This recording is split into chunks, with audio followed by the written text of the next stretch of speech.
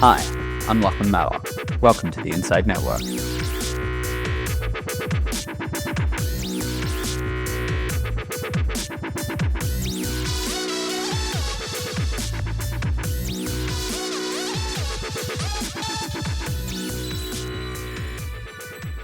I'm Lachlan Maddock from the Inside Network. Welcome to INDepth. I'm joined today by Nick Dignam, partner at Fortitude Investment Partners. Nick, how are you going today? Very well, thank you. How are you? I'm excellent. Thank you very much, and thank you for coming on the show. Thanks for having me. Question number one. What makes Australia's lower mid-market private equity space attractive to invest in 2025? I think the first thing is we're seeing an uptick in deal volume. So more transactions, I think, are likely to take place this calendar year than in the last couple of years. I think there's more general macroeconomic stability, certainly in the Australian market this year from an outlook perspective.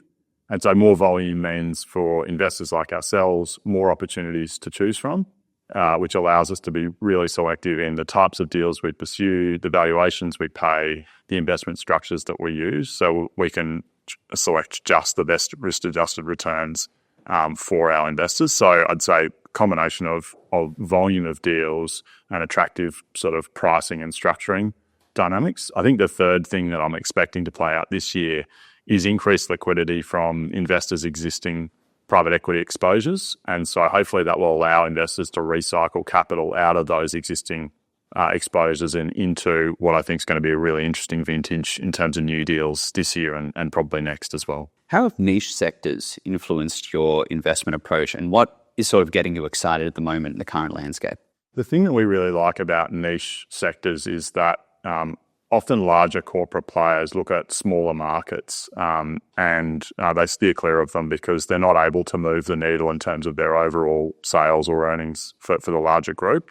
And so what that allows, in some cases, smaller businesses, the types of businesses that we invest in, to generate long-term, attractive, sustainable economics in terms of margins and return on capital for extended periods of time that are less likely to get competed away from new entrants into the market because the market's smaller and from some perspectives, less attractive. So that's the reason why we like niche markets in terms of just some of the sectors that we're looking at the moment. And to put this in context, last year we ran 120 different niche sector campaigns during the year. So we're constantly cycling through different ideas and subsectors.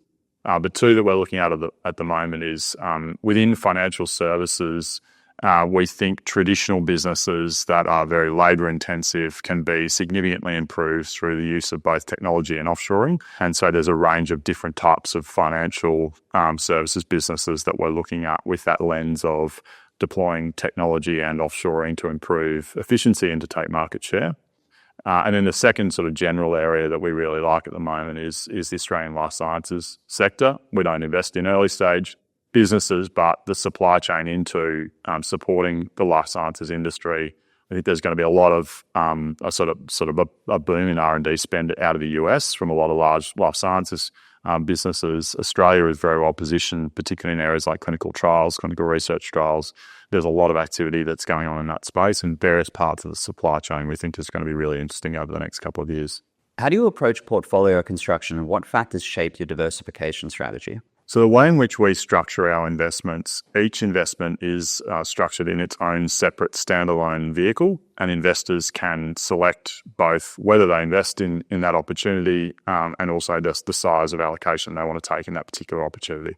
So what that means is for each investor's portfolio, they can size their position based on the business and the industry that it's operating in to meet their overall portfolio construction diversification requirements.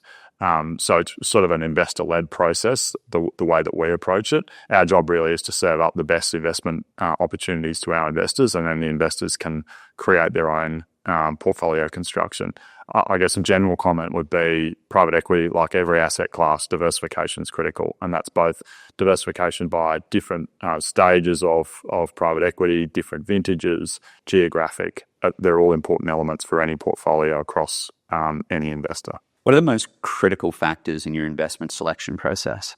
The three key things that we're always looking for in any new investment opportunity are we want to be investing in industries that have structural tailwinds. We want to be investing in companies that have a sustainable competitive advantage within those sectors. And the way that we often can diligence that is by seeing attractive long-term margins and return on capital. So it's a competitive advantage you can see in the numbers. And then the third element that we're looking for is a high-quality management team or co-shareholders that we can back to deliver an agreed growth plan. I think in this current calendar year, some additional factors that we're focusing in on, given the macro environment that we're operating in, is businesses that have strong pricing power. So we don't necessarily think that inflation's gone away, particularly when you look at things like wage inflation, the outlook for wage inflation. So businesses that can pass on those cost increases to their customers, I think, is really important.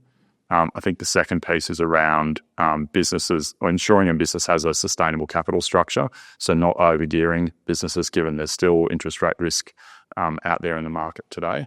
And the third element that we're looking for specifically in businesses for 2025 are businesses that are in more defensive sectors that in particular aren't exposed to consumer discretionary spending. We still think that there's likely to be some volatility in the discretionary spend for the next sort of 12 to 24 months. How do Fortitude's investments meet the needs of private wealth clients, and how do your funds sort of fit into their portfolios? Sure. So I think if you think about private equity as an asset class, a lot of investors will look for the large sort of fund-of-fund products, of which there are a number, to get what you describe as the sort of the beta exposure or the market exposure to private equity. And there's some great products out there that have liquidity, that have a very broad exposure to a range of different managers, different geographies, etc. The way Fortitude's products sort of fit within a portfolio potentially is providing that alpha within the private equity asset class. So lower mid-market private equity in Australia has demonstrated a long-term track record of outperforming those global indexes.